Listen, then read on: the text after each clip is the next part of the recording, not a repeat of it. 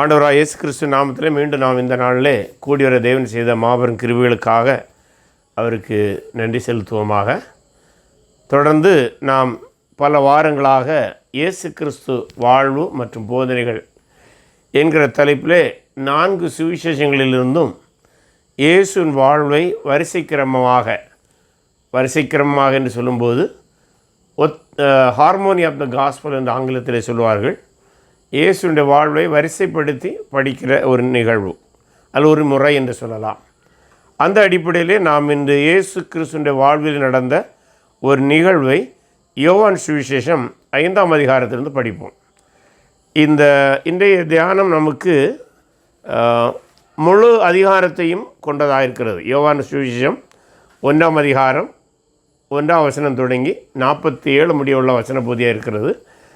ஆகவே நீண்ட வசன பகுதியாக இருக்கிற அப்படின்னாலே நாம் முழுவதையும் வாசிப்பதற்கு பதிலாக ஒவ்வொரு வசனமாகவே வாசித்து அவைகளை குறித்து நாம் சற்று தியானித்து சிந்தித்து செல்லலாம் என்று கருதுகின்றேன்.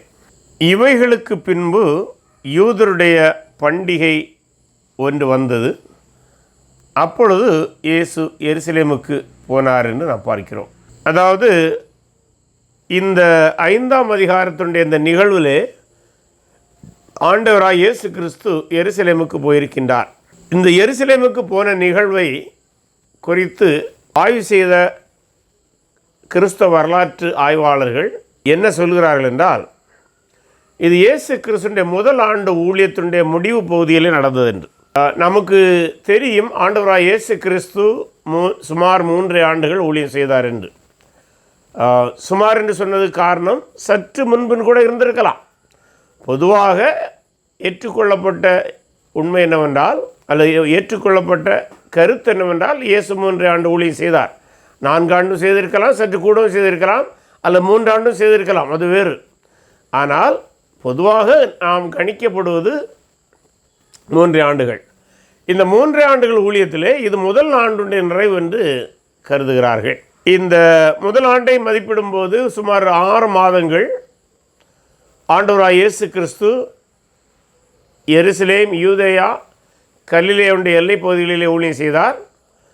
பின்பு பரிசேயருடைய தந்திரமான நிகழ்வுகளினாலே ஒரு கட்டத்திலே யோவான் ஸ்நாபகனுடைய சீஷருக்கும் இயேசுடைய சீஷருக்கும் இடையே ஒரு உரசல் ஏற்படக்கூடிய சூழலை உண்டானது. அதாவது தூய்மை சடங்கு என்று சொல்வார்கள் அல்லவா, பரிசுத்தப்படுத்தல் என்கிற சுத்திகரிப்பு என்று நம் தமிழ் வார்த்தை இருக்கிறன்னு நினைக்கின்றேன். அதை குறித்து சில விவாதங்கள் உண்டான போது அந்த உரசலை தவிர்ப்பதற்காக இயேசு சற்று விலகி சென்று கலிலேயாவுடைய பகுதியிலே பெரும்பாலும் கப்பர்நகூமை மையமாய் கொண்டு ஊழியம் செய்தார். ஆகவே கலிலேயாவிலும் சுமார் 6 மாதங்கள் ஊழியம் செய்து 1 ஆண்டை நிறைவு செய்த பின்பு அவர் எருசலேமுக்கு வருகிற நிகழ்வோடு இது சம்பந்தப்பட்டது. அடுத்ததாக அவர் இங்கே வரும்போது அது ஒரு யூதருடைய பண்டிகை என்று நாம் பார்க்கின்றோம். இந்த யூதருடைய பண்டிகை என்றால் எந்த பண்டிகை என்று இங்கே சொல்லப்படவில்லை. யூதருடைய முக்கியமான 3 பண்டிகைகளிலே குறிப்பாக ஆண்கள் எருசலேமுக்கு வருவது வழக்கம். கூடார பண்டிகை, பெந்தேகோஸ்து பண்டிகை, பஸ்கா பண்டிகை. இந்த 3 பண்டிகையிலே எது என்று தெளிவாக இங்கே சொல்லப்படவில்லை. ஆனால் 9ஆம் அதிகாரத்திலே கூடார பண்டிகையின் போது நடந்த ஒரு நிகழ்வை யோவான் குறிப்பிடுகிறார் என்று சொல்கிறார்கள். ஆகவே இந்த பண்டிகையானது பெரும்பாலும் பஸ்காவாக இருக்கலாம், பஸ்கா பண்டிகையாக இருக்கலாம் என்று அநேக அறிஞர்கள் கருதுகிறார்கள். ஆனால் ஒரு சிலர் இது பெந்தேகோஸ்து பண்டிகை என்று சொல்கிறவர்கள் இருக்கிறார்கள். நமக்கு அது எது என்று முக்கியமானது அல்ல. பெரும்பான்மை அறிஞர்கள் கூற்றுப்படி பஸ்கா என்று கருதுவது அதிக சாத்தியமானது என்பதை நாம் எடுத்துக்கொள்ளலாம். பஸ்காவாக இருக்கலாம் என்று எடுத்துக்கொள்ளலாம், அவ்வளோதான். மற்றபடி அதில் விவாதத்துக்கு போவதற்கு ஒன்றுமில்லை. ஏதோ ஒரு பண்டிகையில் நடந்த நிகழ்வு, நமக்கு இந்த நிகழ்வு தான் முக்கியமே தவிர இந்த இடத்துல அந்த பண்டிகை முக்கியமானதாக தெரியவில்லை. 2ஆம் வசனத்திலே எபிரேய பாஷையிலே பெதஸ்தா எனப்பட்ட ஒரு குளம் எருசலேமின் ஆட்டு வாசல் அருகே இருக்கிறது. அதற்கு 5 மண்டபங்கள் உண்டு. இந்த பெதஸ்தா குளத்தை குறித்து சொல்வதாக இருந்தால் இங்கே அற்புதம் நடக்கும் என்பது நமக்கு தெரியும். அடுத்ததாக ஆட்டு வாசல் என்பதை பலி ஆடுகளை கொண்டு வருகிறதற்கான வாசல் என்று கருதுகிறார்கள்.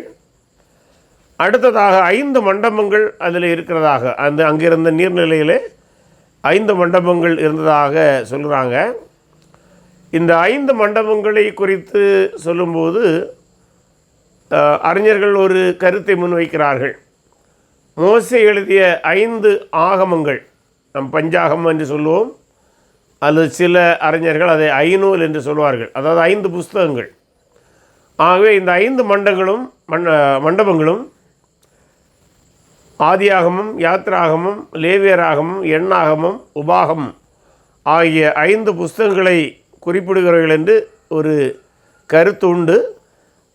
ஆனால் அதற்கு வேறு எந்த ஆவிக்குரிய கருத்தோ அதிலே சொல்லப்படுவதாக இல்லை. அடுத்ததாக 3ஆம் வசனத்திலே அவைகளிலே குருடர், சப்பானிகள், சூம்பின உறுப்புடையவர்கள் முதலான வியாதிக்காரர் அநேகர் படுத்திருந்து தண்ணீர் எப்பொழுது கலங்கும் என்று காத்து கொண்டிருப்பார்கள். ஏனெனில் சில சமயங்களில் தேவதூதன் ஒருவன் இந்த குளத்தில் இறங்கி தண்ணீரை கலக்குவான். தண்ணீர் கலங்கின பின்பு யார் முந்தி அதில் இறங்குவானோ அவன் எப்பேற்பட்ட வியாதியஸ்தனாக இருந்தாலும் சுஸ்தமாவான். இந்த 3ஆம் வசனத்தை பிற்பகுதியை சில தோல் சுருளில் இல்லை. ஆகவே ஆங்கில பைபிளில் சில இடங்களில் அதை பிராக்கெட்டில் போட்டிருப்பாங்க. அப்போ சில தோல் சுருளில் இல்லை, சிலதில் ஏன் இருக்கிறது என்று பார்க்கும்போது அதுக்கு அறிஞர்கள் கொடுக்குற விளக்கம் என்னவென்றால், அதாவது இந்த நிகழ்வு உண்மையானது. ஆரம்பத்திலே யோவான் அதை சுருக்கி எழுதினார். ஆனால் பிற்பாடு அதை விளக்கி விரிவாக எழுத வேண்டும் என்று கருதி பின்பு அதனுடைய பிரதிகள் எடுத்தபோது அதை விரிவாக எழுதியிருக்கலாம் என்கிற ஒரு கருத்து இருக்கிறது. எப்படி இருந்தாலும் இங்கே சொல்லப்படுகிற செய்தியானது அங்கிருந்த மக்களுடைய நம்பிக்கை. என்ன நம்பிக்கை என்றால், அந்த குளத்தில் இறங்கி அந்த தேவதூதன் அந்த தண்ணீரை கலக்கும் போது முதலாவது மூழ்கி எழும்புகிறவனுக்கு சுகம் உண்டாகும் என்பது ஒரு நம்பிக்கை. இந்த நம்பிக்கைக்கு பழைய ஏற்பாட்டிலே எந்த விதமான ஆதாரமும் இல்லை. அதான் பழைய ஏற்பாடு என்று சொல்லும்போது பழைய ஏற்பாடு நூல்களிலே எந்த விதமான ஆதாரத்தையும் நாம் பார்க்க முடியாது. ஆகவே இது ஒரு நம்பிக்கை தான்.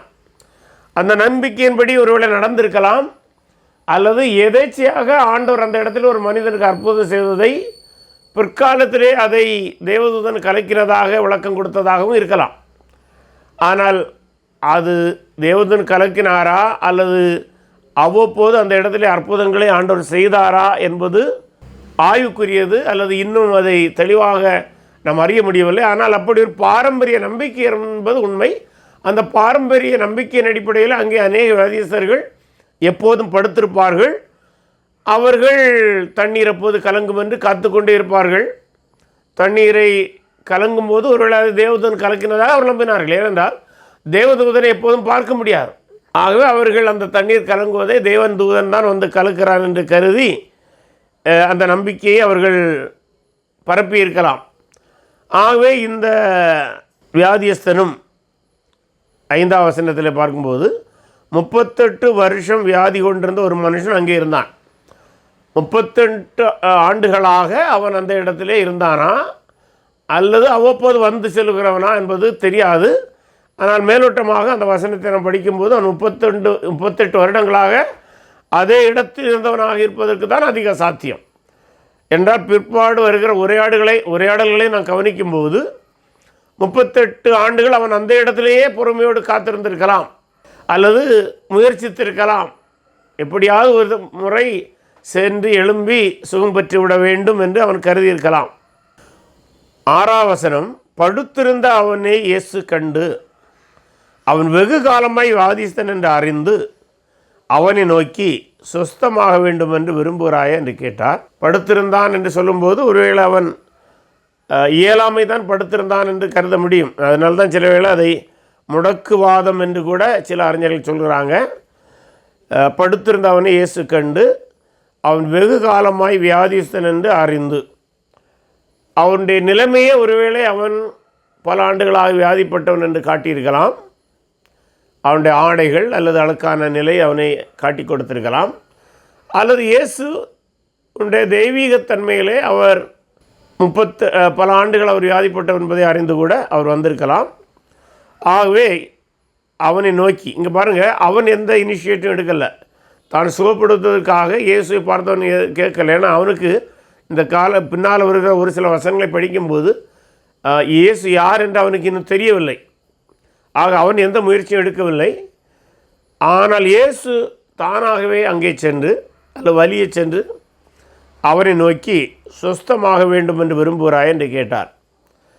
அதாவது அதை சில அறிஞர்கள் இப்படி சொல்கிறாங்க, சுஸ்தமாக வேண்டும் என்று விரும்புகிறாய் என்று கேட்டால் அதை நான் உனக்கு சுகம் தருகிறதை நீ விரும்புகிறாயா என்று அவர் கேட்டதாக கூட அதை கருத முடியும் என்று சிலர் விளக்குகிறார்கள். அதற்கு வியாதியஸ்தன், ஆண்டவரே, தண்ணீர் கலக்கப்படும் போது என்னை குளத்தில் கொண்டு போய் விடுகிறதற்கு ஒருவரும் இல்லை. நான் போகிறதற்குள்ளே வேறொருவன் எனக்கு முந்தி இறங்கி விடுகிறான் என்றான். அவனுடைய இயலாமை அவன் சொல்கிறான். ஏன்னா இவன் சற்று பலகீனமாக இருந்தபடியினாலே ஒருவேளை முடக்குவாதம் உடையவனாக இருந்தால் நிச்சயமாக வேகமாக நடக்க முடியாது. ஆகவே அவன் சொல்லுகிறது என்னவென்றால், நான் போகிறதுக்கு முன்பாக இன்னொருவன் இறங்கி விடுகிறான் என்று சொல்கிறான். ஒருவேளை இவன் கருதி இருக்கலாம், இயேசுவை அவனை தூக்கி கொண்டு சென்று அங்கே அதில் தேவதூதன் தண்ணீரை கலக்கும்போது மூழ்க வைக்க முடியும் என்று கருதி கூட அவன் அந்த பதிலை சொல்லியிருக்கலாம். அடுத்ததாக அவன் ஆண்டவர் என்று சொல்கிறான். இந்த இடத்துல அவன் ஆண்டவர் என்று சொல்லும்போது அவரை மேசியாவா என்று அறிந்து சொன்னான் என்று கருதுவதற்கு இடமில்லை. என்றார் பின்னாலே பரிசேயர்கள் இயேசு யார் உன்னை சுகப்படுத்தினார் என்று கேட்டதற்கு அவன் யார் என்று தெரியவில்லை என்று சொல்கிறான். ஆகவே இங்கே ஆண்டவர் என்று சொல்வது அவன் சாதாரணமாக ஒரு மனிதரை, ஒரு உயர்வான மனிதரை எஜமான் என்று சொல்வதற்கு இணையாகத்தான் ஒருவேளை அவன் இந்த இடத்துல ஆண்டவர் என்று சொல்லியிருக்க வாய்ப்பு இருக்கிறது. 8ஆம் வசனத்தை படிக்கும்போது இயேசு அவனை நோக்கி, எழுந்திரு, உன் படுக்கை எடுத்துக்கொண்டு நட என்றார். பாருங்கள், இது ரொம்ப முக்கியம். சுகமாக விரும்புகிறாய் என்று கேட்டார். அவன் தன்னுடைய இயலாமை சொன்னான். அடுத்த நொடியே ஆண்டவர் சொல்கிறாரு, எழுந்திரு, உன் படுக்கை எடுத்துக்கொண்டு நட என்றான். எழுந்திரு, உன் படுக்கை எடுத்துக்கொண்டு நட என்று சொல்லும்போது இவனுக்கு சுகம் கொடுப்பதற்காக இயேசு ஒரு சிறு ஜெபத்தை கூட செய்யவில்லை என்பதை கவனிக்க வேண்டும். அதை ஏன் கவனிக்க வேண்டும் என்றால், அற்புதங்களை ஆண்டவர் செய்வதற்கு ஜெபம் தேவையில்லை. அப்போஸ்தலர்கள் பிற்காலத்திலே சில அற்புதங்களை செய்தபோது கூட எப்போதும் ஜெபித்து அற்புதத்தை செய்தார்கள் சொல்ல முடியாது. இதை நாம் ஏன் அறிந்திருக்க வேண்டும் என்றால், அற்புதம் செய்கிற வரம் என்பதே ஒரே கட்டளையால் அது நிகழும்போது மட்டும்தான் அதை பரிசுத்த ஆவியானவர் அல்லது தேவன் செய்கிற அற்புதமாக கருத வேண்டும். ஜெபித்து செய்வதை தேவன் செய்த அற்புதம் என்று கருதலாம். ஆனால் அற்புத சுகமளிக்கும் வரத்தோடு தொடர்படுத்த வேண்டிய தேவையில்லை. ஆக ஆண்டவராக இயேசு கிறிஸ்து இங்கே இவருக்கு அற்புதம் செய்கிற வரம் என்று கூட இவரே நாம் பேச முடியாது. ஏனென்றால் இயேசுக்கு வரம் அல்ல, அவரே நமக்கு தேவன் தந்த வரமாக இருக்கின்றார். மேலும் அவர் அற்புதம் செய்கிற வரம் பெற்றவர் அல்ல, அவரே அற்புதராக இருக்கின்றார். ஆகவே இயேசு அவனை நோக்கி, எழுந்திரு, உன் படுக்கை எடுத்துக்கொண்டு நட என்று நேரடியாக ஒரு கட்டளை கொடுக்கின்றார். உடனே அந்த மனுஷன் சுஸ்தமாய் தன் படுக்கை எடுத்துக்கொண்டு நடந்து போனான். அந்த நாள் ஓய்வு நாளாக இருந்தது என்று பார்க்கிறோம். பாருங்க, அவன் சுஸ்தமாகி என்ன நடந்திருக்க வேண்டும் என்றால், ஆண்டவர் இந்த கட்டளை சொன்ன உடனடியாக அவனுடைய சரீரத்தினுடைய நாடி நரம்புகளில் ஒரு ஊக்கம் வருவதை நாடி நரம்புகள் வலுப்பெறுவதை அவன் உணர்ந்திருக்க வேண்டும். அதனால தான் அவன் எதையும் பேசலை. அவன் அந்த வலுப்பற்ற உடனடியாக முயற்சி, ஏன்னா அல்லது அவன் ஏதாவது வார்த்தை பேசியிருந்தால் அதற்கு சில கேள்விகள் அவன் கேட்க முடியும். ஆனால் எந்த மறுபடியும் சொல்லாமல் அவன் படுக்கை எடுக்கிறான் என்றால் அவனுக்குள்ளாக அந்த சரீரம் வலுப்பற்றி தான் உணர்ந்திருக்க வேண்டும். ஆகவே மறுபேச்சு பேசாமல் அவன் உடனடியாக அந்த தன்னுடைய படுக்கையை எடுத்துக்கொண்டு நடந்து போகிறான். இதுதான் மிக முக்கியமானது. இந்த அதிகாரத்துடைய மீதியுள்ள பகுதி அனைத்திற்கும் காரணமே இவன் படுக்கையை எடுத்துக்கொண்டு நடந்தது தான். அதிலும் ஓய்வு நாளில் நடந்தது. அதுதான் முக்கியமானது. ஏனென்றால் இந்த ஓய்வு நாளை குறித்து நமக்கு தெரியும். ஓய்வு நாளை பரிசுத்தமாய் ஆசரிக்க வேண்டும் என்று ஆண்டவர் இஸ்ரேல் மக்களுக்கு மோசே மூலம் கட்டளையிட்டிருந்தார். அதிலே எந்த தவறும் இல்லை. ஆனால் பிற்காலத்திலே இந்த மோசேயுடைய நியமங்களுக்கு விளக்கம் எழுதின அல்லது விளக்கம் கொடுத்த அநேக பரிசேயர்கள் அல்லது வேதபாரர்கள் அல்லது யூத மத தலைவர்கள் சுமார் 39 வகையான கூடுதல் விதிகளை இதற்கு விளக்கம் அளிக்கிறோம் என்று சொன்னார்கள். அப்படி அவர்கள் விளக்கம் அளிக்கும்போது ஏராளமான விளக்கங்கள், சிலதெல்லாம் நகைச்சுவையாக கூட இருக்கும். அந்த விதிகளை அவர்கள் ஃபாதர் ஒர்க்ஸ் அண்ட் டிசெண்டன்ட் ஒர்க்ஸ்ன்னு கூட பிரிச்சிருந்தாங்க. அப்படின்னா ஓய்வு நாளில் என்னெல்லாம் வேலை செய்யக்கூடாதுங்கிறதுக்கு 39 விதிகள். அதில் father works and descendant works அல்லது தந்தை பணிகள் தனையன் பணிகள் என்று பிரித்தார்கள். அதாவது அதனுடைய பொருள் என்னென்னா, இப்போ உழவு செய்கிறார்கள் என்று செய்வோம். வயலை உழும்போது அதை தந்தை பணி என்று சொல்வார்கள். அந்த உழுகிற வயலிலே மண்வெட்டி எடுத்து கொத்தும்போது அதை துணைப்பணியாக அல்லது தனையன் பணி என்று சொல்வார்கள். அதனால்தான் அதில் மெயின் வேலையை தந்தை பணி என்றும் அதற்கு அதோடு சார்ந்து செய்கிற பணிகளை தனையர் பணிகள் அல்லது டிசெண்டன்ட் ஒர்க்ஸ் என்று சொல்லுவாங்க. ஆகவே இந்த ஓய்வு நாளிலே இந்த தடை செய்யப்பட்ட பணிகளிலே எதுவும் செய்யக்கூடாது. அப்படின்னா தந்தை பணியும் செய்யக்கூடாது, தனையன் பணியும் செய்யக்கூடாது, உழவும் செய்யக்கூடாது, நிலத்தை கொத்தவும் கூடாது, அறுவடை செய்வது கூட தந்தை பணியாக கருதப்படும், கதிரை கொய்வது தனையன் பணியாக கருதப்படும். அதனால்தான் ஒரு இடத்துல ஆண்டவராக இயேசு கிறிஸ்து சீஷர்கள் ஓய்வு நாளில் கதிரை கொய்தபோது பரிசேயர்கள் கேள்வி எழுப்புவார்கள். இன்னும் ஏராளமான விதிகள் உண்டு. அதில் நகைச்சுவையாக பார்ப்பதாக இருந்தால் பெண்கள் ஓய்வு நாளில் கண்ணாடியை கூட பார்க்கக்கூடாது. இப்படியெல்லாம் பயங்கரமான விதிகளை வைத்திருந்தார்கள். இது மக்களுக்கு மிகுந்த மன உளைச்சலையும் பாரத்தையும் கூட்டியது.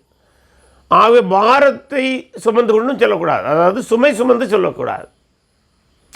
இப்படி எக்கச்சக்கமான துணை விதிகளை வைத்திருந்தார்கள். ஆகவே அந்த விதிகளின் அடிப்படையிலே பார்க்கும்போது மீண்டும் நாம் மனதில் கொள்ள வேண்டியது, இந்த விதிகள் 39 கூடுதல் விதிகள் என்பது மோசே எழுதினதல்ல. மோசேக்கும் அதுக்கு எந்த சம்பந்தமும் கிடையாது. ஆனால் மோசே கூறியதாக இவர்கள் சொன்ன கதைகள். ஆகவே தலையில் சுமையை எடுத்துக்கொண்டு செல்லக்கூடாது, அதிலும் வெளியிலிருந்து வீட்டுக்கு நேராக செல்லக்கூடாது. இப்படியெல்லாம் எக்கச்சக்கமான விளக்கங்களை கொடுப்பாங்க.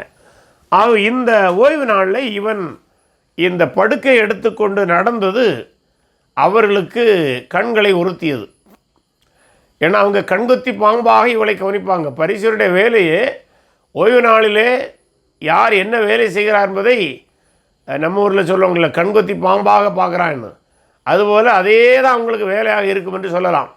ஓய்வு நாளிலே தேவனுக்கு கனத்தை கொடுக்கிறார்கள் இல்லையோ, இவைகளை கவனமாக கவனிப்பார்கள். மேலும் இயேசுடைய பணிகள் மீது இவர்களுக்கு ஏற்கனவே வயிற்றெரிச்சல் இருந்தது. ஆகவே இவரை ஏற்கனவே இயேசுவை கண்காணித்தபடியினாலே இங்கே மீண்டும் இந்த ஓய்வு நாளிலே இயேசு கிறிஸ்து சுகமளித்தது அவங்களுக்கு கோபத்தை ஊற்றினது. ஆனால் இந்த இடத்துல அவர்கள் இன்னும் யார் இதை செய்தார் என்று தெரியவில்லை. ஆகவே என்ன நடக்கிறது என்றால் 10ஆம் வசனம், ஆதலால் யூதர்கள் குணமாக்கப்பட்டவனை நோக்கி, இது ஓய்வு நாளாக இருக்கிறதே, படுத்தை எடுத்துக்கொண்டு போகிறவனுக்கு நியாயமல்ல என்றார்கள். ஏன்னா நியாயமல்ல என்று சொல்லும்போது இது எந்த நியாயமல்ல? மோசே கொடுத்தான் அல்லவா, அந்த நியாயப்பிரமாணத்தோடு தொடர்படுத்தி பேசுகிறார்கள். ஆனால் நம்ம ஏற்கனவே பார்த்தோன்னமாக இது மோசேயுடைய விதிக்கு பொருந்தாது. ஆனால் இவங்க சொல்கிறாங்க நியாயமல்ல என்று சொல்கிறார்கள். அதுக்கு அவன் நீதியாக நியாயமானல அவன் பேசலை. அவன் நேரடியாக அடுத்த ஒரு பதில் சொல்கிறான். 11ஆம் வசனம், அவன் அவர்களுக்கு பிரதித்திரமாக, என்னை சொஸ்தமாக்கினவர் உன் படுக்கை எடுத்துக்கொண்டு நடவென்று எனக்கு சொன்னார் என்றான். இவன் என்ன சொல்கிறான், நியாயமா நியாயம் இல்லையெல்லாம் எனக்கு தெரியாதையா, அதுதான் அவனுடைய வார்த்தையிலிருந்து வருவது, அல்ல அவனுடைய செய்கையிலிருந்து வருவது.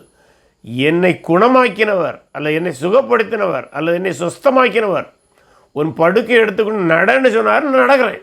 சற்று யோசித்து பாருங்கள், 38 ஆண்டுகள் படுக்கையில் இருந்தவன் எவ்வளோ சந்தோஷமாக நடந்திருப்பான். அவனுடைய சந்தோஷத்தை கெடுப்பதற்கு இவருடைய செயல்பாடுகள் வருகின்றன. அப்படி அவன் பதிலே சொல்லுகின்றான். அதற்கு அவர்கள் 12ஆம் வசனம், உன் படுக்கை எடுத்துக்கொண்டு நடவென்று உன்னுடனே சொன்ன மனுஷன் யார் என்று அவனிடத்தில் கேட்டார்கள். அவர்கள் இப்போ யாருன்னு அறியணும். ஏன்னா இவங்களுடைய விதியை மீறுவதற்கு இவனை தூண்டி விட்டது யார், அதான் அவங்களுடைய சிந்தனை. யார் என்று கேட்கிறார்கள். 13ஆம் வசனம், சுத்தமாக்கப்பட்டவன் அவர் இன்னார் என்று அறியவில்லை. உண்மையிலே அவனுக்கு தெரியாது அப்போ. ஏன்னா அவன் சந்தோஷத்தில் இதெல்லாம் கவலைப்படலை.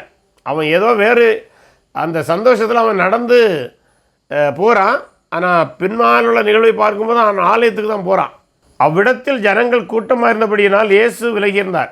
அப்படின்னா சுகத்தை கொடுத்து விட்டு இயேசு உடனடியாக விலகி சென்று விடுகிறார். ஏன்னா நமக்கு தெரியும், இது ஒரு பண்டிகை நாள், ஏராளமான ஜனங்கள் அங்கே இருப்பார்கள். ஆகவே அந்த கூட்டத்தினுடைய சந்தடி சாக்கில் நிற்காமல் இயேசு சற்று விலகி போனார். அல்லது ஒருவேளை அதே இடத்தில் இருந்தால் கூட இந்த மனிதன் நேரடியாக காட்டி கொடுத்துருப்பான், இவர் தான் எனக்கு சுதந்திரம் என்று காட்டி இருக்க முடியும். ஆனால் அந்த பகுதியில் அவர் இல்லாதனால அவனுக்கு பேரும் தெரியவில்லை, அவரையே அவன் காணவில்லை. அதனால் அவனால் அவரை காட்டி கொடுக்க முடியவில்லை. ஆகவே அவன் சொல்ல இன்னார் என்று அறியவில்லை என்று மட்டும் பதிலை சொல்கின்றான். இப்படி நடந்த பின்பு 14ஆம் வசனம், அதற்கு பின்பு இயேசு அவனை தேவாலயத்தில் கண்டு, இதோ நீ சொஸ்தமானாய், அதிக கேடானதொன்றும் உனக்கு வராதபடி இனி பாவம் செய்யாதே என்றார். பொதுவாக இந்த வசனத்தை வைத்துக்கொண்டு சிலர் என்ன விளக்கம் கொடுக்கிறார்கள் என்றால், அல்லது என்ன கருதுகிறார்கள் என்றால், இந்த 38 ஆண்டுகளாக வியாதியாக இருந்த இவன் ஏதோ தேவனுடைய சிட்சையினால் இப்படி ஆனான் என்று கருதுகிறார்கள். ஏன்னா பாவத்தினால் நியாய தீர்ப்பு உண்டு, பாவத்தினால் சிட்சை உண்டு என்பது யூதர்களுடைய ஒரு நம்பிக்கை. இன்றைக்கும் கிறிஸ்தவத்திலே அந்த கருத்து உறவு இருக்கிறது. ஆனால் எல்லா நோயும் பாவத்தினால் வருவதல்ல, அதை நம்ம கிறிஸ்தவர்கள் ரொம்ப தெளிவாக இருக்கணும். ஆனால் யூதர்கள் மத்தியில் எல்லா நோயும் ஏதோ ஒரு பாவத்தோடு தொடர்படுத்துவதை அவர்களுக்கு வழக்கமாய் கொண்டிருந்தார்கள். அது பைபிள் அப்படி போதிக்கிறதா என்றால் இல்லை, பழைய ஏற்பாடுலாம் அப்படிப்பட்ட கருத்து இல்லை. ஆனால் யூதர்களிடம் அப்படி ஒரு பொதுவான பொது கருத்து என்று சொல்லுவாங்க. இல்லை நம்ம ஊரில் சிலலாம் பேசுவாங்க பொது புத்தி என்று சொல்லுவார்கள். அப்படி ஒரு பொது புத்தி அவர்களிடம் இருந்தது. ஆனால் இயேசு அவர்கள் இப்படி கூட அதை சொல்லியிருக்கலாம், இனிமேல் நீ பாவம் செய்யாதே, அதிக கேடானது என்று வரக்கூடாது. ஏனென்றால் அதிக கேடானது என்பது நித்தியத்தின் அடிப்படையில் பார்க்கும்போது நரகம். அது 38 ஆண்டுகள் இவன் வேதனைப்பட்டதை விட அதிகமான கொடூரமானது, அது ஒன்று. இன்னொன்று பார்க்கும்போது ராஜ்யத்தில் செல்ல முடியாத நிலை, அதுவும் கேடானது தான். இஸ்ரேல் மக்களுடைய பார்வையிலே ராஜ்யத்தில் செல்வது என்பது பெரிய பாக்கியம். ஆகவே அதை கருதி கூட இயேசு சொல்லியிருக்கலாம். ஏற்கனவே இவன் பாவத்துக்காக தண்டிக்கப்பட்டான் என்று இயேசு நேரடியாக சொல்லவில்லை. இது சில அறிஞர்களுடைய பார்வை மட்டுமே. ஆகவே இயேசு ஒருவேளை அப்படி சொன்னாலும் தவறல்ல. ஆனால் அவர் சொன்னதுக்கு மெயின் காரணம் நித்தியமான நரகத்திற்குள் செல்வதை விட அல்லது ராஜ்யத்திலே செல்கிற பாக்கியத்தை இழப்பதற்கான பாவங்களை செய்யாமல் இருக்க வேண்டுங்கிற ரீதியிலே சொல்லியிருக்கலாம். அந்த மனுஷன் 15ஆம் வசனம், தன்னை சொஸ்தமாக்கினவர் இயேசு என்று யூதர்களுக்கு அறிவித்தான். இவன் என்னென்னா, இப்போது இந்த உரையாடலில் இயேசுன்ற பெயரை அவன் கேட்டிருக்க வேண்டும். அது இங்கே முழுமையாக இல்லை. ஏன்னா எல்லாவற்றையும் எழுத வேண்டிய தேவை இல்லை, நம்மவே அதை புரிந்து கொள்ள முடியும். அந்த உரையாடல் அப்படி தான் சென்றிருக்க வேண்டும். ஆகவே அவனுக்கு இப்போ இயேசுடன் கேட்டிருப்பான், ஐயா நீங்கள் எனக்கு சுகம் கொடுத்தீங்களே, இப்படியெல்லாம் என்னோட பேரை கேட்டாங்க, எனக்கு பேர் தெரியலை, நான் மீண்டும் போய் சொல்லலாமா, இதெல்லாம் நடந்திருக்க வேண்டும். அவர் சொல்லியிருப்பார், என் பேரை போய் சொல்லுன்னு சொல்லியிருப்பார். ஏன்னா இயேசு இந்த சுகத்தை கொடுத்ததே ஒரு நோக்கத்திற்காகத்தான் கொடுத்தார். என்றால் எருசலேமில் இந்த அற்புதத்தை செய்யும்போது, அதுவும் ஓய்வு நாளில் செய்யும்போது யூதர்கள் இதை குறித்து கேள்வி எழுப்புவார்கள். அதன் மூலம் இயேசுவை அவர்கள் அறிய வேண்டும், அதாவது இயேசுவை மெசியா என்று அது அறிவதற்கான ஒரு சூழலை இயேசு உண்டாக்கினார், அதற்காகவே திட்டமிட்டு செய்தார் என்று சில அறிஞர்கள் கருதுகிறார்கள். ஆகவே இயேசு நிச்சயமாக என்ன சொல்லியிருப்பார், நீ என் பேரை போய் அவங்கள்ட்ட சொல்லுன்னு சொல்லியிருப்பார். அதனால தான் அவன் நேரடி அங்கே போகிறான், கேட்டவங்கள்ட்ட போகிறான். போய் என்ன சொல்கிறான், அந்த மனுஷன் போய் தன்னை சொஸ்தமாக்கினவர் இயேசு என்று யூதர்களுக்கு அறிவித்தான். அதை யூதர்களுக்கு என்றால் இங்கே யூத தலைவர்களுக்கு அறிவித்தான். அதான் சரியானதாக இருக்க முடியும். 16ஆம் வசனம் இங்கேருந்து தான் அடுத்த முக்கியமானது. ஏன்னா ஓய்வு நாளில் இவன் சுமையை எடுத்து கொண்டு சென்றது நியாயமல்ல என்று சொன்னாங்க. ஆனால் அவன் சொல்கிறான், இதற்கு என்னை சுகமாக்கினவர் சொன்னார். ஆக அவரை தேட ஆரம்பித்தார்கள். இப்போது அவர்கள் அந்த ஆளை கண்டுபிடித்து விட்டார்கள். இயேசு இவைகளை ஓய்வு நாளில் செய்தபடியால் யூதர்கள் அவரை துன்பப்படுத்தி அவரை கொலை செய்ய வகை தேடினார்கள். ஏன்னா ஓய்வு நாளை மீறுவது பாவம், அவர்கள் மரண தண்டனைக்கு தகுதியானவர்கள். ஆகவே இங்கே ஏற்கனவே இயேசு மீது அவர்களுக்கு கோபம் உண்டு. மேலும் இந்த நியாயப்பிரமாணத்தை என்று சொல்லும்போது மோசேயுடைய நியாயப்பிரமாணத்தை அல்ல, இந்த பரிசேயருடைய போலியான விளக்கங்கள் அடங்கிய நியாயப்பிரமாணம் அல்லது கூடுதல் விதிகளை இயேசு பலமுறை மீறியபடினாலே இனிமேல் இவரை வளரவிடக்கூடாது. ஆகவே இதையே ஒரு சாக்காக கொண்டு இவரை கொலை செய்வதற்கும் துன்பப்படுத்துவதற்கும் அவர்கள் வகை தேடினார்கள் அல்லது திட்டமிடுகிறார்கள் என்று நாம் அதை கருதலாம். அடுத்து என்ன நடக்கிறது என்றால், இயேசு அவர்களை நோக்கி, அப்படின்னா இவன் சொன்ன பின்பு இயேசு நேரம் அங்கே போயிருக்கணும். அதை பார்க்கும்போது இயேசு தான் சொல்லி விட்டுருக்கணும், நீ போ, நீ முதல்ல போய் சொல்லு, நான் பின்னால் வாரேன். அல்லது அவர்கள் இவரை தேடி வந்திருக்கலாம், எதுவும் சாத்தியம்தான். இயேசு அவர்களை நோக்கி, என் பிதா இதுவரைக்கும் கிரியை செய்து வருகிறார், நானும் கிரியை செய்து வருகிறேன் என்றார். இந்த இடத்துல தான் ரொம்ப முக்கியமான ஒரு காரியத்தை சொல்கிறார். இது யூத இறையியலை புரிந்தால் மட்டும்தான் இந்த வசனத்தை, இதை தொடர்ந்து வருகிற சுமார் 27வது வசனம் வரை வருகிற காரியங்களை, 27 இல்லை, அதுக்கு பின்னால் சில வசனங்களை கூட நாம் அறிய முடியும். ஏனென்றால் பிதா இதுவரைக்கும் கிரியை செய்து வருகிறார், நானும் கிரியை செய்து வருகிறேன் என்றால் அதனுடைய பொருள் என்னவென்றால், ஐ ஆம் ஈக்குவல் டு த ஃபாதர். அதான் மீனிங். பாருங்கள், பிதா கிரியை செய்து வருகிறார், சமம் போடுங்க, நானும் கிரியை செய்து வருகிறேன், ரெண்டும் சமம், ரெண்டும் ஒன்று. ஒரு யூத இறையியல் அறிஞனுக்கு இது உடனடியாக ஒரு செய்தியை சொல்லும். அது என்ன செய்தி என்றால், இந்த மனிதன் தன்னை தேவனுக்கு சமமாக மாற்றுகிறான் அல்லது சமமாக கருதுகிறான். ஒரு மனிதன் தன்னை தேவனாக கருதுவதோ தேவனுக்கு சமமாக கருதுவதோ தேவதூஷணம் என்று கருதப்படும். அதுவும் மரண தண்டனைக்கு ஒப்பானது யூத சட்டத்திலே. ஆகவே அது அடுத்த வசனம் பாருங்கள், 18ஆம் வசனம், அவர் ஓய்வு நாள் கட்டளை மீறினதும் அல்லாமல், அது ஒரு தப்பு அவங்க பார்வையில், மீண்டும் இயேசுடைய பார்வையில் அல்ல, அல்லது மோசேயுடைய நியாயப்பிரமாணத்தின் அடிப்படையில் அல்ல, யூதருடைய பரிசேயருடைய போலியான விதிகளின் அடிப்படையில் தேவனை தம்முடைய சொந்த பிதா என்று சொல்லி தம்மை தேவனுக்கு சமமாக்கிறபடினாலே யூதர்கள் அவரை கொலை செய்யும்படி அதிகமாய் வகை தேடினார். அப்படின்னா இப்போ அவங்க பார்வையில் இயேசு 2 குற்றத்தை செய்துட்டார். என்ன?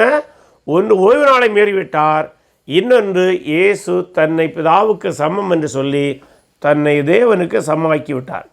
இந்த இடத்துல ஒரு முக்கியமான ஒன்று, அநேக வேளையிலே இந்த நம்முடைய கிறிஸ்தவர்களே கூட சிலர் கேட்பாங்க, இயேசு தன்னை தேவன் என்று எங்காய சொன்னாரா என்று கேட்பாங்க. பல வேளைகளில் யெகோவா சாட்சி என்கிற ஒரு குழுவினர் இருக்கிறார்கள். அவர்களும் என்ன சொல்லுவாங்க, அவங்க இயேசுடைய தெய்வீகத்தை எல்லாம் மறுதளிக்கிறவங்க, அதில் ஏற்றுக்கொள்ள மாட்டாங்க. அவங்க என்ன சொல்கிறாங்கன்னா, இயேசு எங்கேயாவது தன்னை தேவன் என்று சொன்னாரான்னு சொல்லியிருக்கிறாரே, பொதுமக்களுக்கு புரிந்திருக்கிறதே, அவருக்கு எதிராளிகளுக்கு அது புரிஞ்சிருக்குதே. ஏன் அப்போ இந்த யெகோவா சாட்சி போன்றவர்களுக்கு ஏன் புரியவில்லை? அவர்கள் ஒழுங்காக பைபிளை படிக்கவில்லை. இறையியல் தெரியாது, பழைய ஏற்பாடும் தெரியாது, புதிய ஏற்பாடும் தெரியாது, எதுவுமே தெரியாது. அதுதான் பிரச்சனை.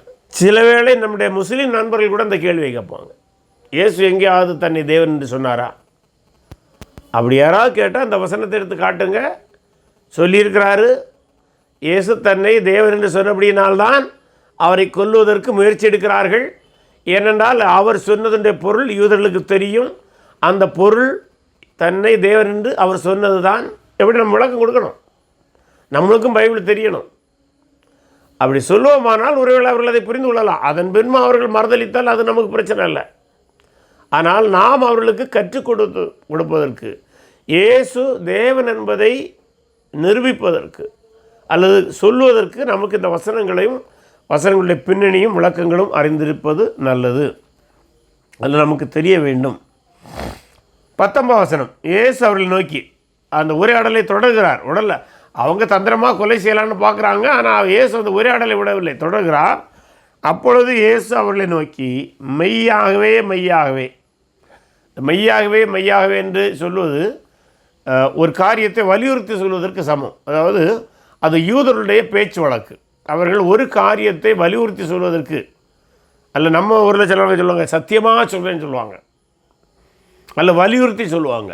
இப்படிப்பட்ட உரையாடலை சொல்வதற்கு அவர்கள் சத்தியமாக என்கிற வார்த்தை அதிகமாக பயன்படுத்த மாட்டார்கள். ஆனால் அதற்கு பதிலாக மெய்யாகவே மெய்யாகவே, உண்மையாகவே உண்மையாகவே என்று ஒரே காரியத்தை 2 முறை சொல்வார்கள். அல்லது அதற்கு இணையான 2 வார்த்தைகளை கூட சொல்லுவாங்க, அல்லது 2 வாக்கியமாக சொல்வார்கள். பலவேளை ஒரு காரியத்தை வலியுறுத்தி பிரசங்கிப்பதற்கு, போதிப்பதற்கு 2 கதைகளை சொல்லுவாங்க. இது அவருடைய பேச்சு வழக்கு முறை. ஆகவே ஏசு சொல்கிறாரு, மெய்யாகவே மெய்யாகவே நான் உங்களுக்கு சொல்லுகிறேன், பிதாவானவர் செய்ய குமாரன் காண்கிறது எதுவோ அதே என்று வேறொன்றையும் தாமாக செய்ய மாட்டார். அவர் எவைகளை செய்கிறாரோ அவைகளை குமாரன் அந்தபடியே செய்கிறார். மீண்டும் என்ன சொல்றாரு? இவங்க தன்னை கொலை செய்வதற்கு, துன்பப்படுத்துவதற்கு திட்டமிடுவதை அறிந்தும் மேலும் வலியுறுத்தி சொல்றாரு, பிதா எதை செய்கிறாரோ அல்லது அவர் செய்வதை நான் எதை கண்டேனோ. பிதா செய்வதை எப்படி இவர் காண முடியும்? இவர் பரலோகத்தில் இருந்தால்தான் அதை காண முடியும். எவ்வளவு ஆணித்தரமாக பேசுகின்றார். அது சொல்றாரு, பிதா எதை செய்ய சொன்னாரோ அல்ல அவர் எதை செய்தாரோ, அவர் எதை செய்வதை நான் கண்டேனோ அதைத்தான் நான் செய்கிறேன்.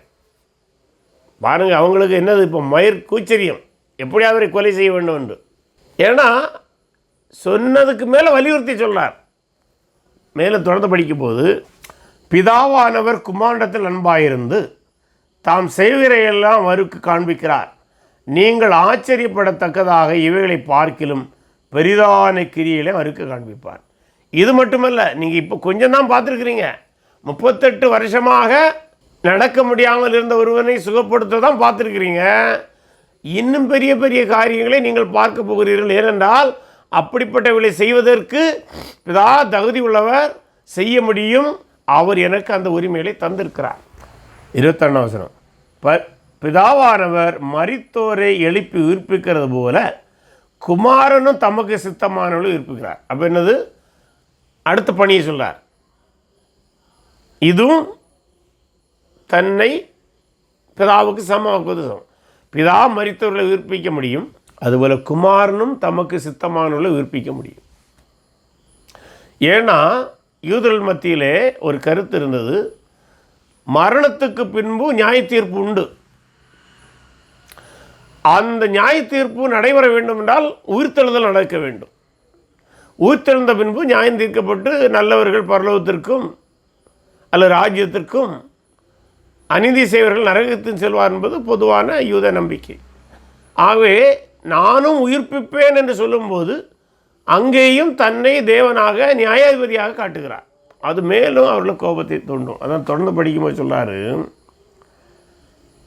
அன்றியும் 22 வசனம், பிதாவை கனம் பண்ணுகிறது போல எல்லோரும் குமாரனை கனம் பண்ணும்படிக்கு பிதாவானவர் தாமே ஒருவருக்கும் நியாய தீர்ப்பு செய்யாமல் நியாய தீர்ப்பு செய்யும் அதிகாரம் முழுவதையும் குமாரனுக்கு ஒப்பு கொடுத்திருக்கிறார்.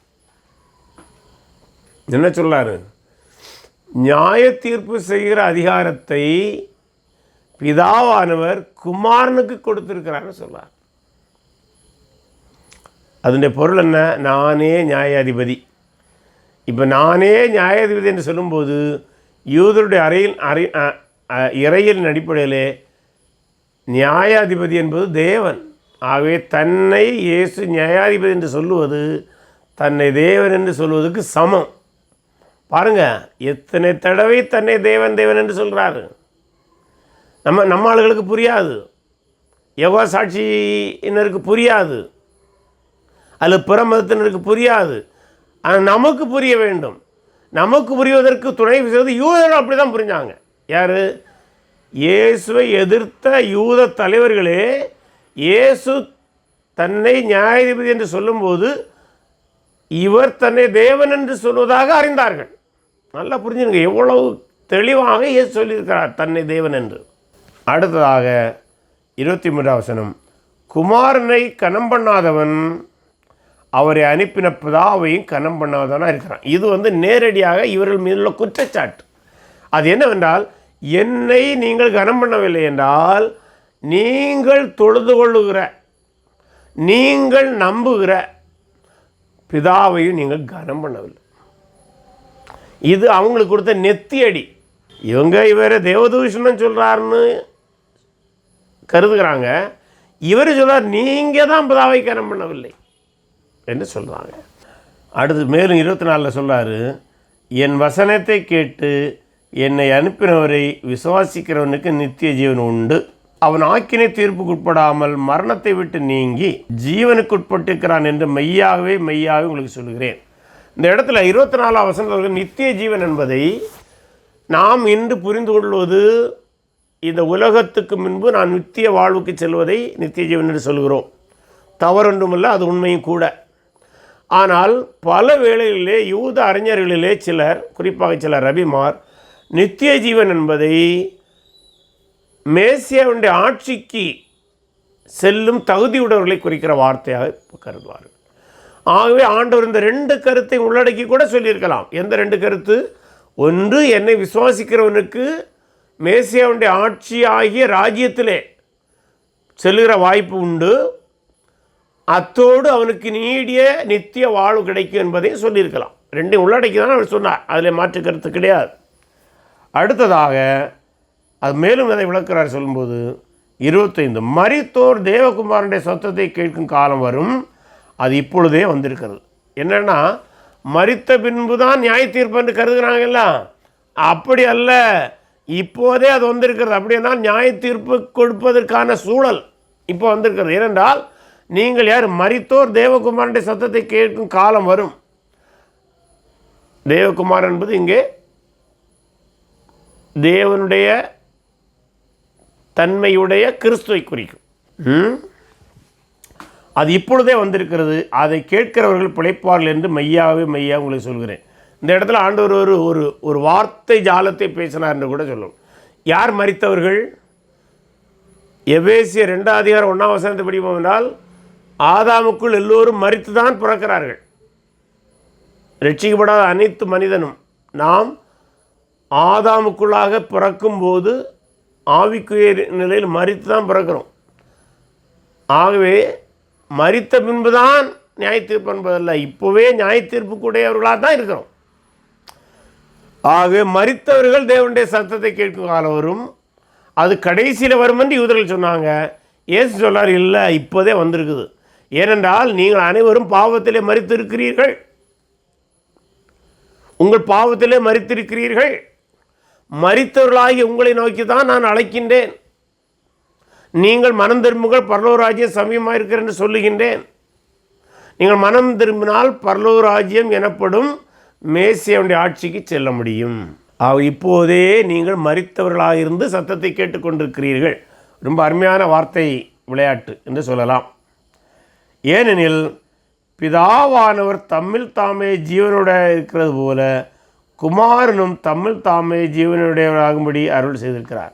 பிதா, அதாவது காட் இஸ் லைஃப் இல்லை, அது ஆண்டவரிலே ஜீவன் இருக்கிறது, செல்ஃப் எக்ஸிஸ்டிங், சுய ஜீவன் உள்ளவர், சுயமானவர், சுயமாக இருக்கிறவர். அவருடைய உயிர் அவருக்குள்ளாகவே இருக்கும். அதுபோல குமாரனும் தம்மில் தாமே உயிர் உள்ளவர், ஜீவன் உள்ளவர். அப்படின்னா யூத இறையிலின் அடிப்படையில் எகைன் இயேசு என்ன சொல்றாரு? நான் தேவன் என்று சொல்றார். எத்தனை தடவை சொல்றார் தன்னை தேவன் தேவன் என்று? அடுத்து சொல்றாரு 27 வசனம், அவர் மனுஷகுமாரனா இருக்கிறபடியால் நியாய தீர்ப்பு செய்யும்படிக்கு அதிகாரத்தை அவர் கொடுத்திருக்கார். மீண்டும் வலியுறுத்துகிறார், எனக்குத்தான் நியாய தீர்ப்பு செய்கிற அதிகாரம். ஒருவரை ராஜ்யத்துக்குள் அனுப்புவதா, ஒருவனை நித்திய ஜீவனுக்குள் அனுப்புவதா என்கிற தீர்மானத்தை எடுப்பது நான் தான். அந்த அதிகாரம் எனக்கு தான் இருக்குது. ஏனென்றால் நான் தான் தேவன், எனக்குள்ள தான் ஜீவன் இருக்கிறது. 28 வசனம், இதை குறித்து நீங்கள் ஆச்சரியப்பட வேண்டாம். இது ஒரு விதத்தில் சொன்னால் அவங்களுக்கு கிண்டல் அடிக்கிற மாதிரி. இதை குறித்து நீங்கள் ஆச்சரியப்பட வேண்டாம். ஏன்னா இத்தனை தடவை என்ன தேவன் தேவன்னு சொல்கிறேன் இல்லையா, அதை குறித்து நீங்கள் ஆச்சரியப்பட வேண்டாம். உங்களுக்கு கோபம் இருக்கலாம், ஆனால் நீங்கள் ஆச்சரியப்பட வேண்டாம். ஏனென்றால் பிரேத குழியில் உள்ள அனைவரும் அவருடைய சத்தத்தை கேட்கும் காலம் வரும். பிரேத குழியாது எசேக்கியேல் படிக்கும்போது 37 38 அதிகாரம் நினைக்கின்றேன். எசேக்கியேலுக்கு ஒரு தரிசனத்தை ஆண்டவர் காண்பிப்பார். அங்கே ஒரு இடத்திலே எலும்பு குவியலாக இருக்கும். அந்த எலும்பு குவியலுக்கு திடீரென்று உயிர் வந்தது போன்ற ஒரு காட்சியை எசேக்கியேலுக்கு ஆண்டவர் காண்பிப்பார். பின்பு அதுக்கான விளக்கம் என்ன? இப்படி எலும்பு போல கிடக்கிறது இஸ்ரவேல் தேசமும் இஸ்ரவேல் தேச மக்களும். ஆனால் அவர்களுக்கு ஜீவன் உண்டாகும். ஆண்டவர் ஒருவேளை அதை மனதில் கொண்டு இங்கே சொல்லி இருக்கலாம். இந்த இஸ்ரவேல் தேசம் மரித்தது போல இருக்கின்றது, இந்த தேசத்திற்கு உயிர் அடைய வேண்டும், இது பிரேத குழியை போல இருக்கிறது. அப்பொழுது நன்மை செய்கிறவர்கள் ஜீவனை அடையும்படி எழுந்திருக்கிறவர்களாகவும் தீமை செய்கிறவர்கள் ஆக்கினை அடையும்படி எழுந்திருக்கிறாகவும் புறப்படுவார்கள். ஆகவே நித்திய நியாய தீர்ப்பு இப்படி தான் இருக்கும். அதுபோல் அந்த நித்திய நியாய தீர்ப்புக்கு ஏற்றவர்களாக நீங்கள் இப்படி இருக்கிறீங்க. நீங்கள் தேவனுடைய குமாரனுடைய சத்தத்தை கேட்க வேண்டும். அது மட்டுமல்லாமல் 30 வசனத்தை சொல்வார், நான் என் சுயமாய் ஒன்றும் செய்கிறதில்லை, நான் கேட்கிறபடியே நியாயம் தீர்க்கிறேன்.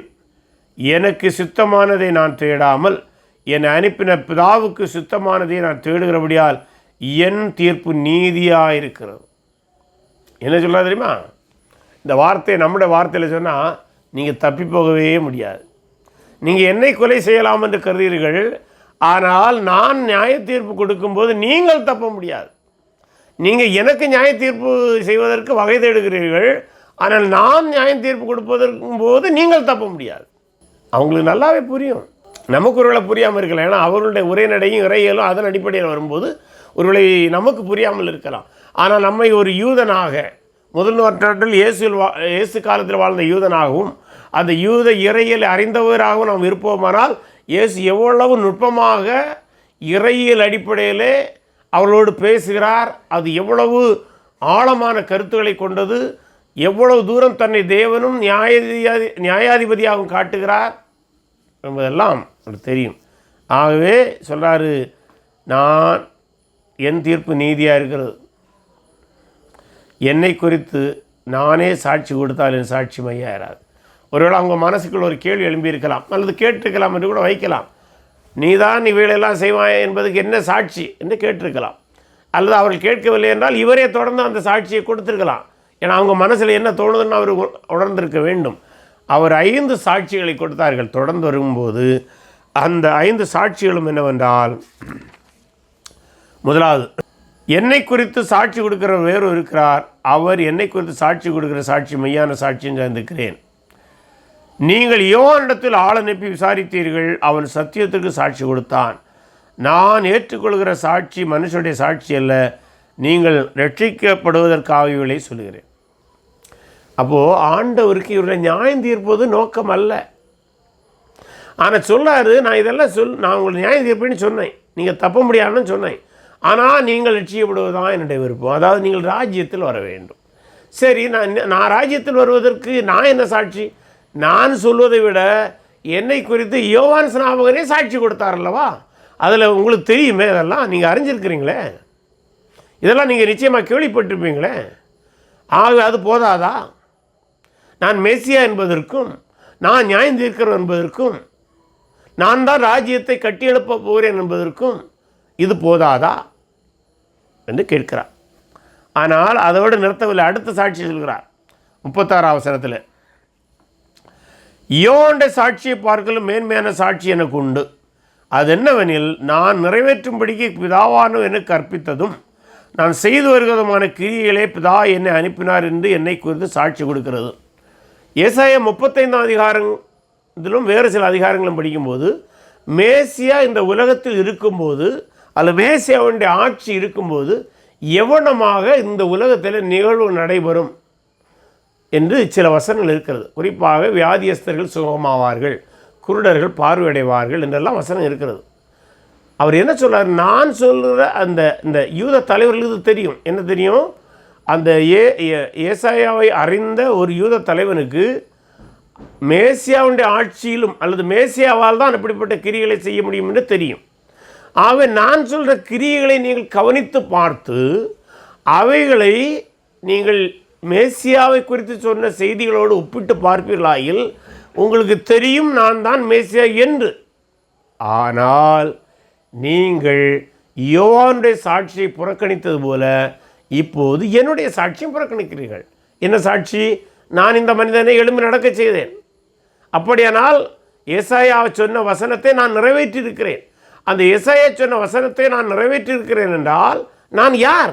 உங்களுக்கு தெரிய வேண்டாமா? நான் மேசியா என்பதை அவர் சொல்கிறார், வலியுறுத்துகிறார். அடுத்தது 37ஆம் வசனத்தில் 3வது சாட்சியை கொடுக்கிறார். முதல் சாட்சி யோவான் சாட்சி, 2வது இயேசு அற்புதங்களே நான் மேசியா என்பதற்கு சாட்சி, 3வது என்னை அனுப்பின பிதா தாமே என்னை குறித்து சாட்சி கொடுத்திருக்கிறார். நீங்கள் ஒரு காலம் அவர் சத்தத்தை கேட்டதும் இல்லை, அவர் ரூபத்தை கண்டதும் இல்லை. நான் பர்வத்திலிருந்து அவரை கண்டிருக்கிறேன், அவர் செய்ததை கண்டிருக்கிறேன், அவர் உலகத்தை படைத்ததை கண்டிருக்கிறேன். அந்த பிதாவே என்னை குறித்து சாட்சி கொடுத்தார். இல்லை, இயேசு ஞான ஸ்நானம் வரும்போது ஒரு சாட்சி உண்டாயிட்டல்லவா? இவர் என்னுடைய நேசகுமாரன், இவருக்கு செவி கொடுங்கள் என்று வார்த்தை உண்டானதல்லவா? மார்க் 1ஆம் அதிகாரம் 12ஆம் வசனம் நினைக்கிறேன். அங்கே கர்த்தருடைய வார்த்தை உண்டானதை பார்க்கின்றோம். பார்ப்போமா? மார்க் எழுதின சுவிசேஷம் 1ஆம் அதிகாரம் என்று நினைக்கின்றேன். 1:12 வசனம்.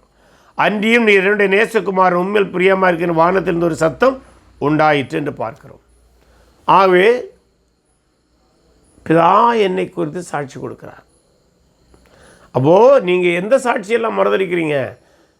யோவானுடைய சாட்சி, என்னுடைய அற்புதங்களே சாட்சி, பிதாவானவரை சாட்சி கொடுத்துருக்கிறாரு. இந்த செய்திகளெல்லாம் உங்களுக்கு ஓரளவு தெரியும். அடுத்ததாக 38ஆம் வசனம், அவர் அனுப்புகிறவரை நீங்கள் விசுவாசியாதபடியால் அவருடைய வசனம் உங்களில் தரித்திருக்கிறதும் இல்லை. அப்படின்னா நீங்கள் வசனத்தின்படி வாழ்கிறேன் என்று ஒரு மாய்மாலம் செய்கிறீர்களே, அந்த வசனம் உங்களிடம் இல்லை. 39 அடுத்த சாட்சியை கொடுக்கிறார். வேத வாக்கியங்களை ஆராய்ந்து பாருங்கள், அவைகளால் உங்களுக்கு நித்திய ஜீவன் உண்டு என்று எண்ணுகிறீர்களே, என்னை குறித்து சாட்சி கொடுக்கணும் அவைகளே. இங்கும் நித்திய ஜீவன் என்பது ராஜ்யத்தை குறிக்கும். வேத வசனத்தின்படி வாழ்ந்தால் தீர்க்கதரிசிகள் சொன்ன மேசியாவுடைய ஆட்சியிலே போக முடியும்.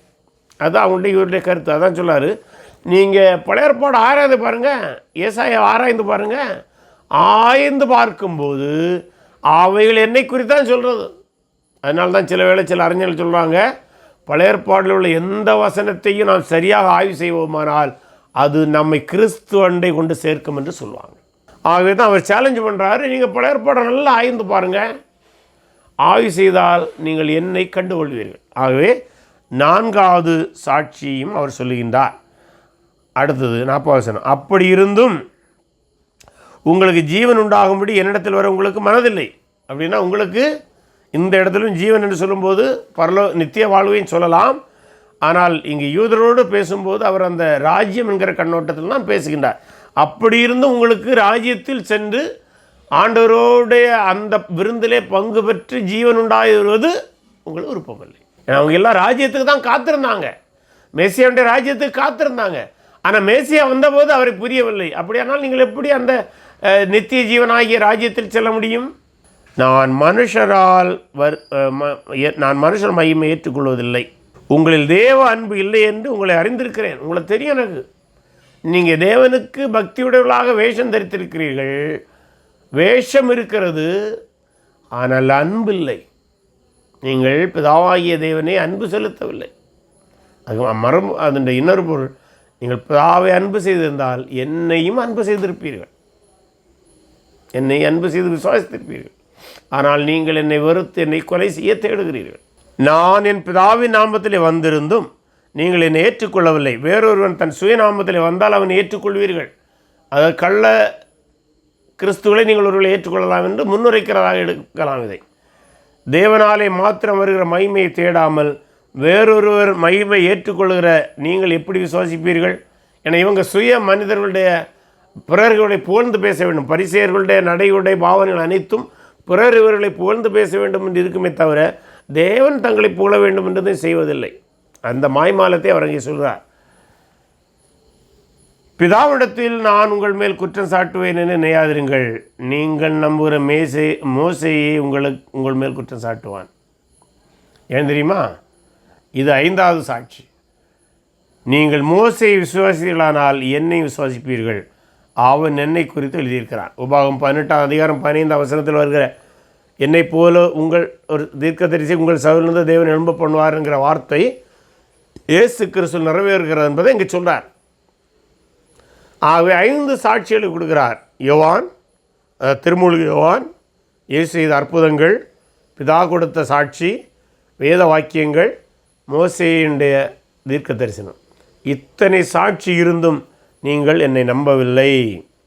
அவன் எழுதின வசனங்களே நீங்கள் விசுவாசியாமல் இருந்தால் நான் சொல்லுகிற வசனங்களை எப்படி விசுவாசிப்பீர்கள்? ஏன்னா நீங்கள் பெரிதாக கருதுகிற மோசே அவன் சொன்னதே நீங்கள் நம்பலைன்னா நான் சொல்கிறத நீங்கள் எப்படி நம்புவீங்க?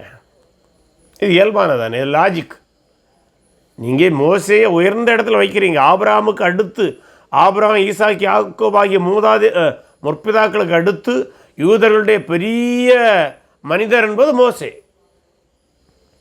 அந்த மோசையே நீங்கள் நம்பல. அதாவது உங்களுடைய நியாயப்பிரமாணத்தின் நாயகன் என்று நீங்கள் சொல்கிறீங்களே மோசே, அந்த மோசையே நீங்கள் நம்பலைன்னா என்ன எப்படிப்பா நம்புவீங்க என்று தன்னுடைய உரையாடலை முடிக்கிறார். இந்த வேத வசன பகுதியிலிருந்து நாம் கற்றுக்கொள்ள வேண்டிய தலைமைத்துவ பார்வை என்னவென்றால், ஒரு தலைவன் தன்னை குறித்து தெளிவாக அறிந்தவனும் தன் நிலையை தெளிவாக பிறருக்கு சொல்லக்கூடிய துணிவும் உடையவனாக இருக்க வேண்டும். இப்போது உங்களுடைய பார்வைகள் அல்லது கருத்துக்களை பகிர்ந்து கொள்ளலாம்.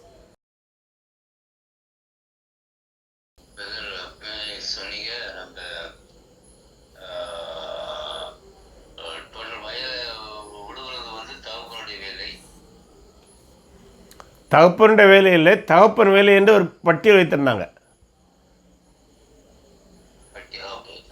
வேலையை அப்படி கிளாஸிஃபை பண்ணி வச்சுருந்தாங்க.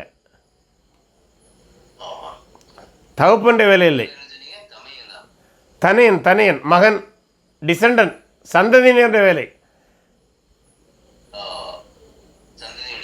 ஆமாம், சந்ததி என்பது மகனுடைய வேலை என்கிற பொருள். மகன் வேலை, தந்தை வேலை, மகன் வேலை. தந்தை வேலை என்பது பெரிய வேலை.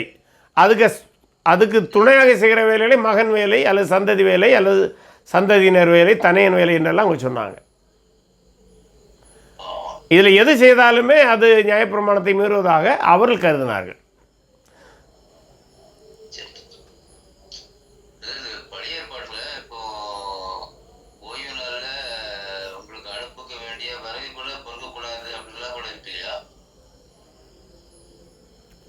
ஆமாம்,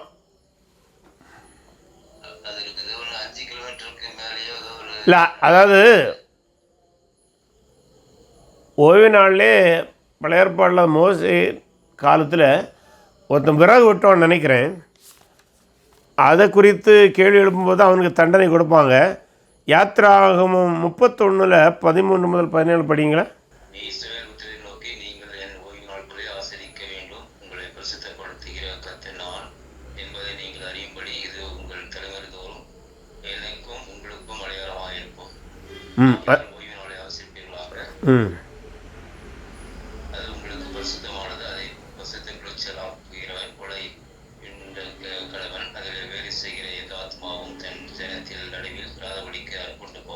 ம் 6 நாளும் வேலை செய்யலாம்.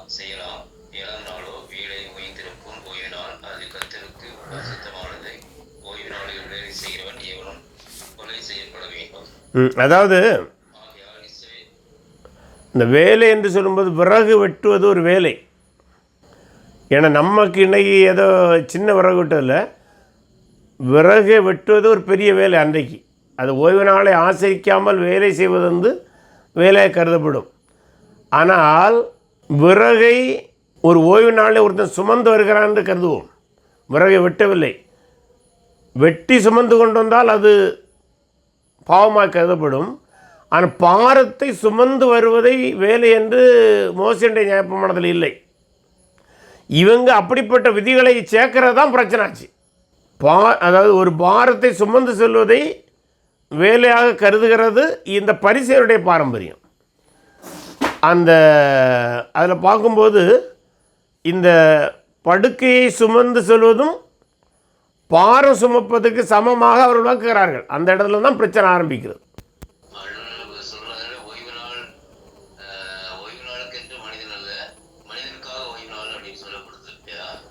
ஆமாம், தேவன் 6 நாள் படைப்பை முடித்து 7ஆம் நாள் ஓய்ந்திருந்தது மூலம் மனுக்குலத்திற்கு கற்றுக் கொடுக்க விரும்பின பாடம் என்னவென்றால், அதில் விரும்பின பாடம் இல்லை, கற்றுக் கொடுத்த பாடம் என்னவென்றால், மனிதன் 6 நாள் உழைக்க வேண்டும், 1 நாள் ஓய்வெடுக்க வேண்டும். அது அவன் மனதுக்கு நல்லது, உடல் நலத்திற்கும் நல்லது. இன்னைக்கு கூட ஒர்க்கஹாலிக்குன்னு ஒரு குரூப் இருக்கிறாங்க. ஒர்க்கு சம்பாதிக்கிறேன்னு.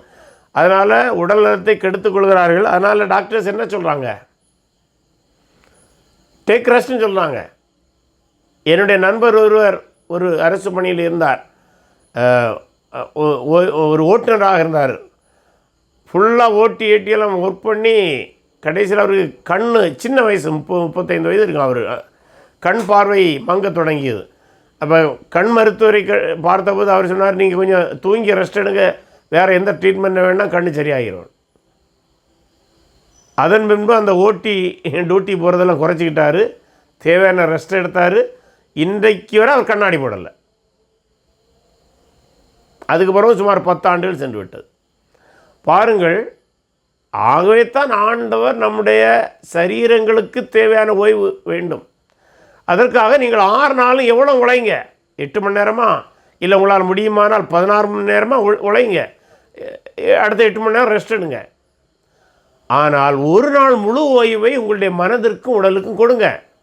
அந்த உடலுக்கும் மனதுக்கும் ஓய்வு கொடுக்குற நேரத்தை நீங்கள் ஆண்டுடைய சமூகத்தில் வந்து ஆண்டுடைய வார்த்தை கேட்பதால் நீங்கள் உங்களை புதுப்பித்து கொள்ளுங்கள்.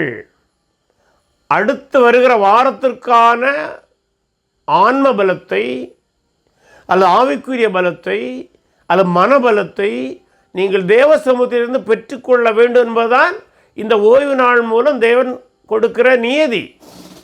அதைத்தான் மனிதனுக்கு நன்மைக்காக செய்தார். ஆனால் இவர்கள் அதை மனிதனுக்கு கடுமையானதாக மாட்டிவிட்டார்கள். யார்? இந்த பரிசேயர்கள் சேர்த்த 39 விதிகள் மூலம்.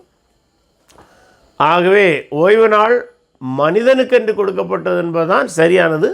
அது இயேசுவும் சொல்லியிருக்கிறார். நீங்களும் அதை இப்போ பிரதர் சொன்னதும் சரிதான்.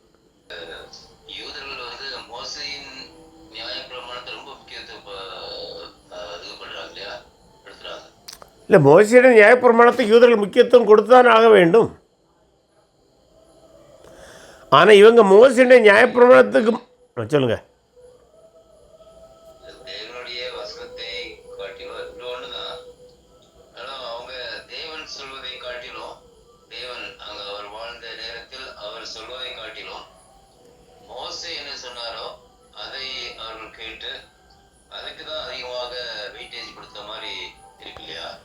அதாவது அவங்க இயேசு கிறிஸ்துவை மேசியா என்று நம்பாதபடினால அந்த தவறை செய்தார்கள். ஆமாம், மற்றபடி இயேசு மெஸ்ஸியா அவர்களோடு இல்லை என்றால் அவர்கள் மோசேயுடைய நியாயப்பிரமாணத்துக்கு முக்கியத்துவம் கொடுப்பது சரியானது தான்.